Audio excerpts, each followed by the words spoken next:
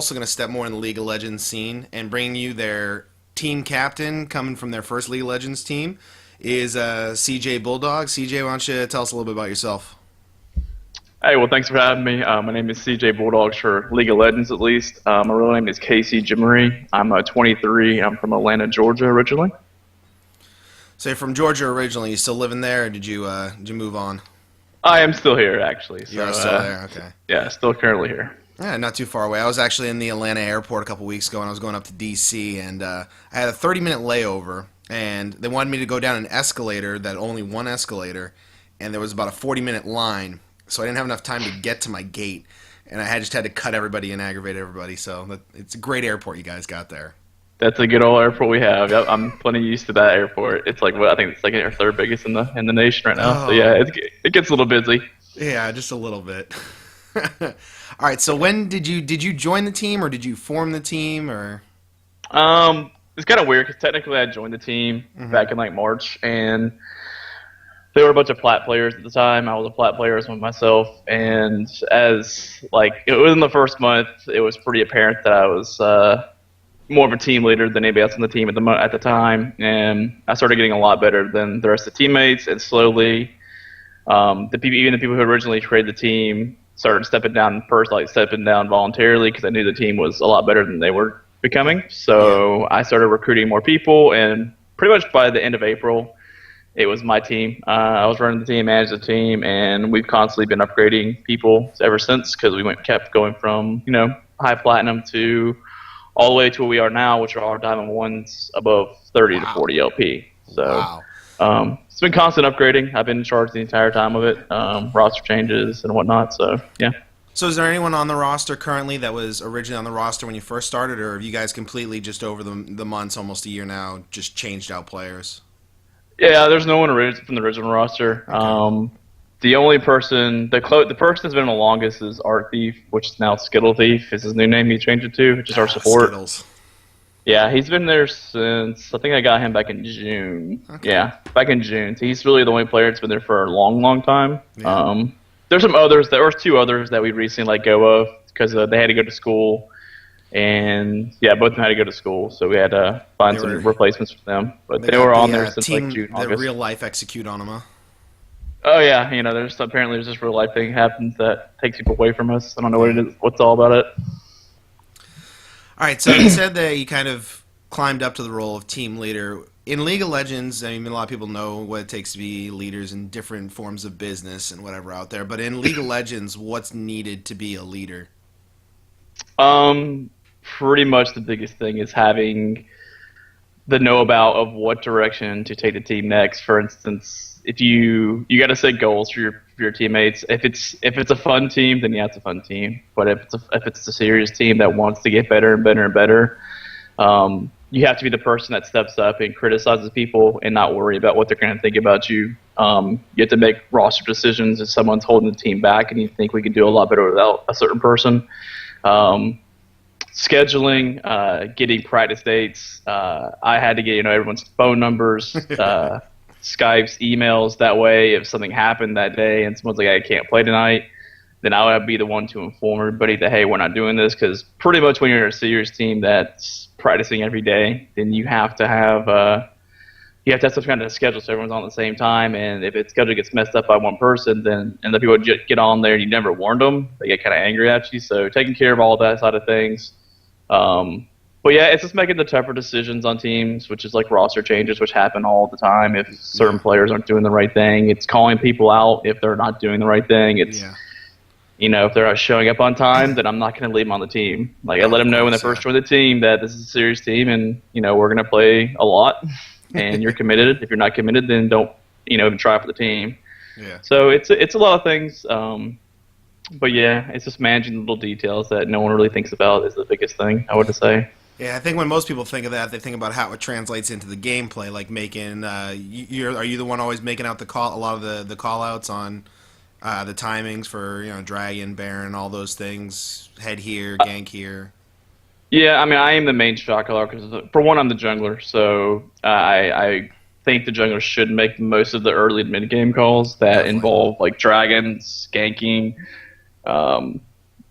any kind of rotations that happen. But I started moving away from that mid to late game because it gets easier for some people when there's different eyeballs on it. I encourage my team to all talk, but for shot calls in general, I am the person early to mid. And then our top laner is actually fairly knowledgeable about rotations. He watches a lot of Korea playing, a lot of OGN, a lot of Korean playing. So he's the one that makes the late game calls about rotations and what to do next if we're in a bind and things like that. All right, cool. So, how did you get introduced to League of Legends? Is this where you started, or did you start playing like with Dota and Warcraft 3 and any other MOBAs or anything like that? I never played anything a MOBA before League of Legends. Basically, I didn't really even like them at all. I knew about when it started on World of Warcraft, and I tried it out one time, and my brother kept pressuring me to do it, my older brother, and I hated it. I didn't like it at all. And then I moved to Pittsburgh for a little bit and came back, and my older brother showed me this game, and he was like, just try it out. And the first week, I almost gave up on it, and then I just kept playing every now and then, and eventually got pretty good at it, I found out, and started having a lot of fun with it once I understood the game a lot better. But I started playing this game when I think Trundle or Cassiopeia was released, so it's been about 3 years, I think, now. I think that's around when I started. It was a couple years ago, right around Cassiopeia. I didn't obviously get as good as you did, but played a little bit more casually from then. Yeah, it took a little more time than I thought because I'm usually really good at games, but this one took me a little while to get into. Yeah, to get interesting learning curve and constantly changing meta with it seems to always be challenging new and even experienced players. Yeah, I just had to take it seriously. I played normals nonstop for like the first year and a half, so I didn't play ranked until season 2, season 3. So. Yeah, I just did season 3 was my first ranked, and I got silver 3. So. Yeah, it's progress. You'll keep getting better the way you play. Yeah. So how come League of Legends? Why not Dota or Heroes of New Earth or anything like that? Pretty much I tried Heroes of New Earth for one day, and after playing League for I can't remember I think I tried it 6 or 7 months after I played League. It's just I didn't want to go through learning another game because this one took a while to learn items and I can go into a game now and just know what to build on every champion I play. Even I never played the champion before, I know what to do. I hate going to a new game and it's a whole different mechanics, whole different items, gold, revenue. It's everything. I just didn't feel like putting much time into it anymore. I just I know this game. I know this game 100% pretty much, and it makes it really easy to play. I tried Dota for a little bit, and I just don't like it compared to this. So I'm just used to this by now. Especially when you know something. The items on Dota are definitely completely different. So trying to learn all the items, what to build, and then they have the 3 stats that double if that's the champions. It's an interesting game to play, but if you're trying to play 2 different games like that at the same time, you're gonna be confusing the heck out of yourself. Oh yeah, it's probably really fun, but I don't know of any pro for one game that plays the other game at a pro level. Or at a high level, because it's just too much, like you said, it's too much differentiation between things, and I don't have the time to do that. I'd rather get good at this game than I'm actually already good at. So there you go. But yeah, that's my main focus for now. So if our viewers can't tell by the way I doctored the image down there for your picture, they can kind of see who your favorite champion is. But let's go ahead and ask you who your favorite champion is to play and why. Right now it's Elise. I just think she has so much diversity in what she can do. If my team needs a damage dealer, then I can become that from the jungle. If they need a tank, I could still do that as well and still do damage. She's really versatile. She has very few weaknesses. She has a fast clear time in the jungle. She has great sustain in the jungle. She basically always ganks at full health. Especially once you get your the new items for jungle, they all have sustain on them with Elise. It's ridiculous. You can constantly keep full mana almost and full HP, so you're never being dictated on what to do just because your champion isn't as good in the jungle as some other ones are at sustaining themselves. Okay. But yeah, she can carry from the jungle if I need to. I can go straight damage and still get my job done and still help other champions as well. It's a complete champion that there's really hardly any weakness about her, because she has everything you want in a jungler. She has a great gap closer if you use it right. She has a stun. She has great damage, execution damage that kills people when they're low. So there's really no drawback to playing her, in my opinion. That's why she's almost 100% banned when it comes to rank fives, because everyone knows she's just extremely strong and not fun to deal with. Yeah, I noticed a couple things as I was watching you play last night that I was curious of why the way they were occurring. And as you said, about her play styles and about how her sustain is, I noticed that you were extremely patient in waiting for your ganks. You didn't always go in, but you were waiting in spots. And I think with Elise, opposed to other champions, you can feel more comfortable doing that because of how strong her her camp farm is. So you're able to go around, keep your health and your mana pretty high, and kill off the camps pretty quick. So you feel comfortable in those situations, just kind of sitting there and waiting to see if anything, transpires that allow you to go in for a gank, or just leaving if you have to and not feeling bad about it. Yeah, exactly. I'm not really a heavy ganker to a degree. I like to gank if I can, but I don't like wasting time. So if I know a lot of times when you see me waiting, it's because we're expecting their jungler to come gank. And in League of Legends, if you counter gank, it's almost 100% that you're gonna come out on top compared to the person ganking first, because they're gonna blow their cooldowns and focus on one person.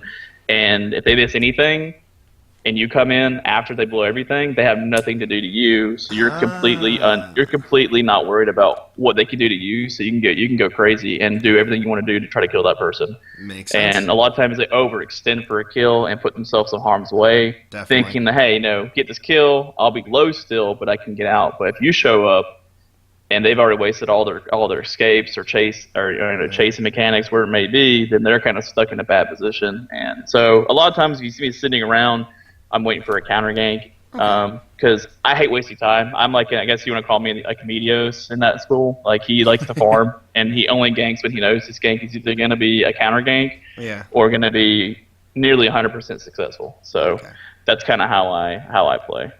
I like that play style. So playing jungle, playing Elise a lot, who's your least favorite champion to play and play against? Least person to play against, it was Fizz. But recently he's fallen off a lot, so it's now LeBlanc because she's getting really popular. She's very fun. I mean, very not fun to gank. She has so many ways of escaping. She has so many ways of even like this bursting one of you. Like, you can gank and like if you're weak, if you're not full HP, and she's like level 6, for instance, I'm level 4 or 5, and I come in like 3/4 HP. If they're decent LeBlancs, they'll actually just see you that HP and turn on you and try to one-shot you before you can even do anything. It's just, and if she sees you at all, she just double dashes away or dashes away. It's just really annoying to gank. I can imagine. You said the least fun person to play? Yeah, who you just not really like playing? My team really wants me to play him more, but I suck at him. It's Lee Sin. I have zero fun on Lee Sin. I have zero fun on him. I tried playing him, I even bought him, and I was like, I'm going to practice with him, I'm going to get better with him, and I'm like, this sucks. Yeah, I played him for a straight week, and it was probably the most frustrating week, because I even thought I'd be good by now, because I played him when he first came out, and I was like, damn, I suck at this guy, and that's when I was like, high plat. Now I'm like Diamond 1, so I was like, okay, I can try him again and see how this goes, and yeah, it was still bad. Like, I just don't have fun on him. It's just something about him that feels just awkward. The feel of his playstyle just doesn't feel. Your hands just feel uncomfortable playing it. Yeah, it's something with him. I always have problems with him. Either I can't conserve my energy to do other abilities, or I can't do like ward hopping or insecting for some reason. It's just not a feel that I have. It's just something. It's like Night Blue. If you know what Night Blue is, like, he doesn't play Lee Sin either. It's just, there's some champions, no matter how easy or difficult they are to play, you just don't have the feel for him to play. Can't do it. So, yeah. So he's by far my least favorite jungler to play. All right. So you said that your team wanted you to try and work on that. Obviously, it didn't go so well. But what do you think that you as a player need to work on, and also for your team to help you succeed this year? I think the biggest thing I need to work on is ganking a little bit more, and put myself in a better situation to take advantage of the enemy's mistakes. I think personally I give every team we play too much credit in what they do, and sometimes I don't take advantage of situations they allow me to do. Like, for instance, like, a lot of times I think I think they ward. I think everything's warded. Like, I go into a gank thinking that it's warded, like, every time. You know what I mean? And so a lot of times I'll miss opportunities where I could have been here and got an easy kill, but instead I went somewhere else, and it actually was ward over everyone else. So it's not really decision making necessarily. It's just stop giving the enemy team so much credibility or so much Benefit of the doubt, pretty much. forward sight. Or I always think where I'm going is forwarded. For instance, if I'm on enemy jungler or whatnot, so I need to get better at doing that and going with that counter jungling. Because sometimes some matchups I should be able to go into their jungle and absolutely make their jungler's life miserable. Mm-hmm. Since my champion's like better at dueling than their champion is, for instance, and I'm not really a heavy counter jungler, which is something I could definitely do because I know how much pressure it puts on the jungler if someone's like constantly trying to counter jungle you. Yeah. Because it forces your teammates to react. If you're not strong enough to handle one-on-one, it forces your teammates to leave lanes, which snowballs in the fact that your laners now are having free time to farm or push the tower. It creates a lot of openings for your team to do, and that's something I definitely need to get better at. There's so many factors involved with it. I mean, not to mention all those just normal game mechanics involved in it of people leaving lanes and stuff. But that stress on the person of going around each corner and going, is he going to be there? Is he going to be there? That blood pressure rising, and it wears you out. And your blood pressure's up that high for that long. The guy's he's going to get worn out. Yeah, it gets really annoying when someone does that, even if they're not doing a good job at it. Like, we played a few teams that have like the Shaco mains on there. There's like 3 or 4 Shaco PL players that are like high Diamond 1, and they're extremely annoying to play against. You can kill them like 3 times in a row, and they're counter jungling you, but they'll still go back and do it. And this is still that thought. It's like, is my camp gonna be here, or are they having a setup of boxes I'm gonna walk into? Because it takes. It's just little things like that. It really gets you. It really gets your nerves going. And like when you're making play calls for your team, because most junglers are the play callers, if that frustrates you at all, then like you may make bad play calls or whatnot. So yeah, counter jungling is a really annoying thing to deal with. There's nothing worse than running into 3 Shaco boxes and that's stacked on each other and instantly getting nuked down. It really isn't. It's like, yeah, it's not fun. It's not fun to play against. I hate playing against Shacos in general. So if the people watching this, the viewers, go back and watch the some of the games that I did last night. I was watching you guys. It was the first time I casted for you guys and all that. They'll see that you guys were trying some new team comps. And is that something that you think the team needs to do to succeed? Is find a new, not necessarily a new team comp, but just find something that works well for you guys? Yeah, that's the biggest thing. Is the last part you said is find things that work for us. I don't ever want to force players to play champions just because they're good at the moment. Yeah, for instance, I know Lee Sin's good. Like Lee Sin's a good champion, but it's never gonna be me. So I'm not gonna force somebody else. If they have like a strong objection, like hey, I'm not good at him, like I won't get good at him. I'm like okay, it's fine. So we're finding team comps that benefit our champions. We have like spreadsheets and Google documents that have all of our champions that we all feel we're strong at, and then we come up with team comps that benefit each other. And we're trying out new things last night. Like poke comp was one big thing we're trying out last night. So a team that constantly disengages in those pokes, disengages and pokes, which is really hard for like 3 of us because we're usually like the people who want to get inside there and like go at it with people. Like for me, like I like getting in the fight, and our top laner does too. So learning a poke comp, which I think is extremely strong right now in this meta, is really beneficial as a team for us to learn. And it takes a lot of teamwork, which is also really cool too, because the more teamwork you have doing a poke comp, because you constantly have to be communicating, back off, go forward, disengage, re-engage, things like that. So it's constantly communication between each other. So with us having 2 new members that we recently got, our mid and AD carry, getting that teamwork, getting a constant game where everyone's talking, everyone's communicating, it really helps. Will help us in the long run. Also, us getting a really strong team comp like a poke comp, which helps our arsenal against certain team comps. I definitely like the pairing that you guys did last night with Karma and Jinx on the bottom too, because everybody that's played Jinx knows she's got no escapes whatsoever. So throwing that shield with a little bit of speed onto her helps save Jinx a couple of times, it seemed, and kind of keep that strategy alive. Yeah, absolutely.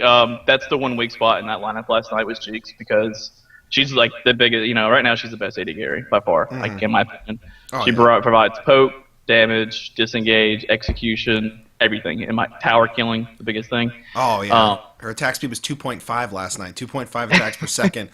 I Yeah, was on just a tower laughing. with like 350 AD, it's gonna go down in like 3 or 4 seconds. Yeah, So it makes it really easy for us to kill things. But she's our liability because if you look at our champions, all of us had either some kind of disengage or speed boost to get out of there, except for her. So yeah, when we had Jinx, we have to go Karma or like Nami. Karma or Nami is really good for her. okay. But another AD carry we could slide in there is Caitlyn, and she needs less. She don't need so much help. Yeah, She has her net, she has her traps. yeah, So she has more escapability. But yeah, if they caught Jinx, then we're gonna lose. We're gonna lose the yeah. fight automatically. So You guys that almost was there was the last team fight up top actually. Right before you pushed that top tower in the last game, they got on top of Jinx and got her so low, and even Vayne dived in and started hitting her with the big crossbow, and she got so low, but you guys did a really good job of peeling off of her, and she managed to survive and came back into the fight, and then you just swept through them and pushed through to end the game. So yeah. She had a momentary lapse of positioning there, and the good thing is we had Karma shields. I had a locket for her from the Aegis, and yeah, so we all as soon as I saw her out of position, I said everyone fall back on Jinx, fall back Jinx, fall back Jinx, and that means everyone needs to fall back on top of her and shield her, protect her, do whatever you need to do. Because yeah, if she lives with 1 HP, she's gonna life steal right back up as long as she exactly. lives. And so that's what happened. And but yeah, I mean that's the thing with teams too. Like yeah, people are gonna mess up. People are gonna be out of position, but you can't get mad at them. You just have to think of a plan that happens if they get caught. Like we had a plan the entire time. If Jinx gets caught, then we just say fall back Jinx, and we're gonna all fall back with her and protect the hell out of her. So that was the biggest thing with that. Wish I could have been listening to that conversation while it was going on as well. That'd have been a cool audio to add into the cast as well. um, so, what are your guys' goals? What do you hope to accomplish this year with this team that you're putting together, with all of the things you're trying to do? What's the main goal, the one thing you want to accomplish? Our main goal right now, our main focus is getting into the second split of Coke Zero League. We came extremely close into getting this last split. We were top 10 in Challenger for like 5 weeks. And then the last 2 weeks before the actual qualifications ended, we had a falling out with our mid player, partially due to attitude and partially due to skill. And so we decided that we were going to find a new mid. And going into the tryouts, we thought it'd be really easy to find mids. There's plenty of mids out there that are really good. Yeah. But that didn't come to fruition, and we had like the worst 2 weeks ever. Like the tryouts all were very underwhelming, and we went from like number 9 in Challenger to like 26 Oh, in like a week, and we're like, oh oh, that's god. brutal. And at the very end, we ended up getting back to like 20. We ended up getting like 22, and then we ended up getting a 21 final. 21 was our final spot Yeah. because there was like 4 teams that got disqualified because of boosting and whatnot. There's But always so we somebody were that's going one to try and spot cheat. shy. Yeah, we were going to be in one spot shy, and the sad thing is, if we didn't really even play the last 2 weeks, we just played like 1 or 2 games to keep it from decaying. Yeah. We would have got into the Coke League, but we didn't want to go in that way anyways because we knew our team wasn't strong enough to do anything when we got there. Yeah. Because it took us all the way up till now, until like 4 days ago to find a mid. So it's been like a month and a half process of finding a mid. So it's been a little pain Yeah. here and there. But yeah, our definitely main goal right now is to get back into Coke League, which requires us to get top 20 in Challenger. Which getting the Challenger is not hard. It's getting top 20 and then staying there. But I think with us having time to do it this time, Yeah. because last time we were top 9 and we felt we needed more points. We weren't rushing ourselves to play, and we played and with like I said, try out mids, which isn't a good idea anyways. Yeah. But we feel with 5, there's like 4 to 5 weeks still left, so we have plenty of time to get Challenger, get up there in the top 20, and make ourselves comfortable, and just keep practicing and start doing a lot of scrims against high teams and see where we stand. Sweet. Sounds like a plan. All right, so this is going to be an interesting question, and I'm surprised that this question is on here because it is not a friend-making type of question. Okay. Who do you think The best player on the team is. Ooh, the best player on the team right now? Yep. Oh man. Probably blame Beast for this Mm. question. We talking about skill wise, or we talking about consistency? Because there's two different players I would say for each of those. Go ahead If and I go were through both of them then. to, if I was to go with skill, like pure skill, who can be amazing, I would say our new mid, Eric Agon. He Yeah. makes some really amazing plays, but sometimes he'll make plays. He's not always consistent. He'll make like the most amazing play, and then the next play he might miss something that's like really simple to hit because he's trying to be too fine. I always tell him stop being perfect, stop trying to be perfect, because like he'll try to get like for instance like a Gragasol, he'll try to ult him to where he falls back directly on top of like a trap or something, or falls back over a ledge. Just It's knock him just like backwards. yeah, we just need them somewhat backwards. We don't need them to have to be like perfect. Consistent wise lately though, which I value, I kind of value consistent the most out of Yeah. anybody. It's probably our top laner, Zix.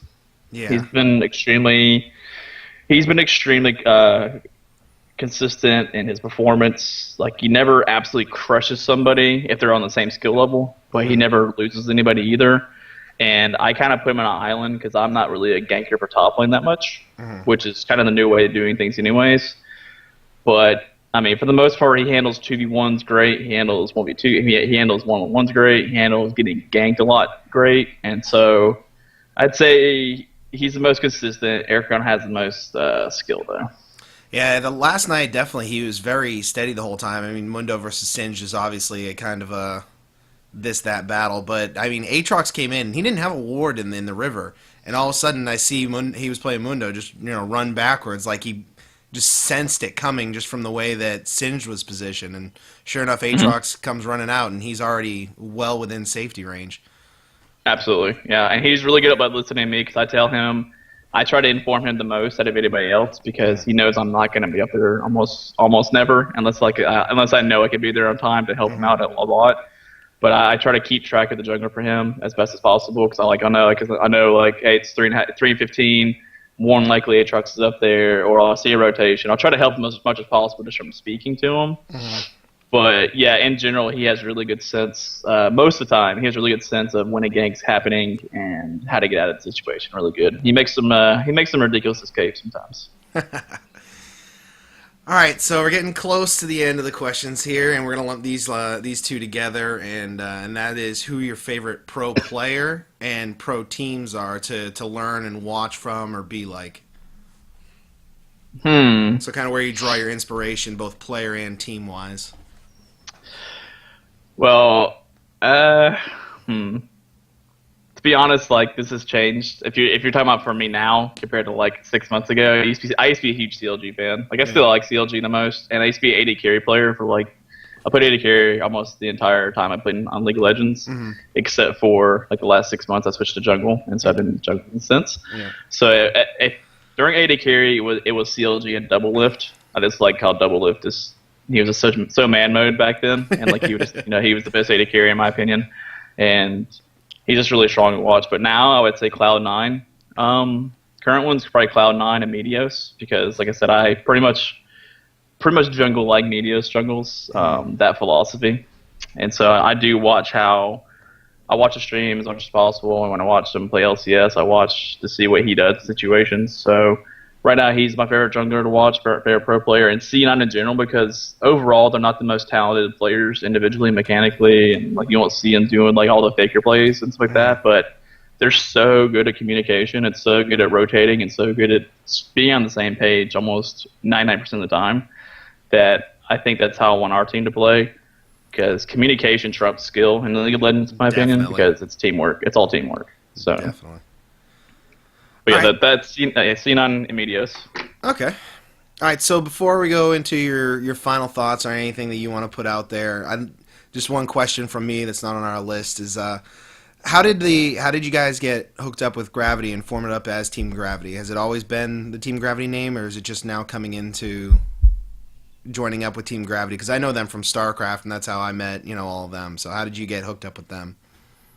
So yeah, it hasn't been Team Gravity for long actually. We just recently got with them as a partner sponsor. Basically, what happened, we joined a tournament a few months ago, and it was like a season tournament, and so they had like weeks of like 4 weeks of us playing teams to Yeah. qualify for the playoffs. We did all that, played the playoffs. We stomped through the playoffs. We won the whole thing pretty easily.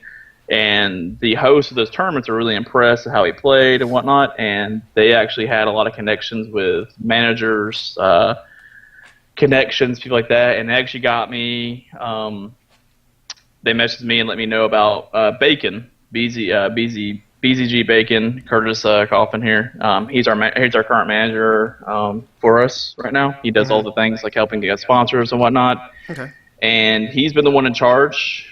And we initially were with O Gaming with him, and then he told me recently we got switched to Team Gravity, which I really enjoyed because you guys are much more known, especially in the StarCraft 2 scene. They're pretty big in StarCraft 2. So we recently got acquired by them, and yeah, we just recently, like about 4 or 5 days ago. Well, it's been like a week and a half since we got with them, but about 3 or 4 days ago, we actually started, talking to the owner and getting officially recognized as their team. So yeah, it's really exciting.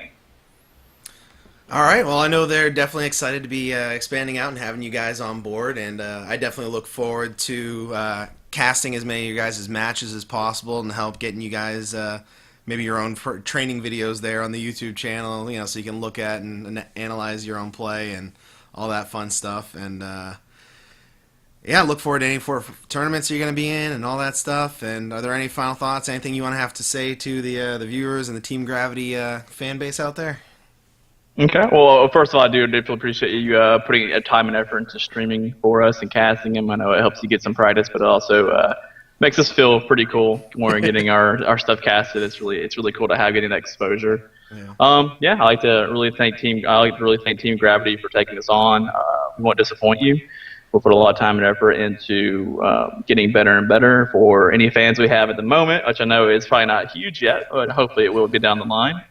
I can tell you one thing, we'll definitely put the time and effort into getting better and giving you the best experience possible to watch us play. And I hope that we can get into the Coke League, which I'm 100% sure we can with the effort we put into this game. And I hope that we can put on a really good show for you guys once we make it into there. All right, outstanding. Thank you guys for tuning in. Once again, this is Shinigami here with CJBulldogs from Team Gravity's new League of Legends team. He's going to be rocking it out on in the jungle. Stay tuned for Team Gravity and Shinigami TV to see them tear it up and make it into the Coke League. Have a good night.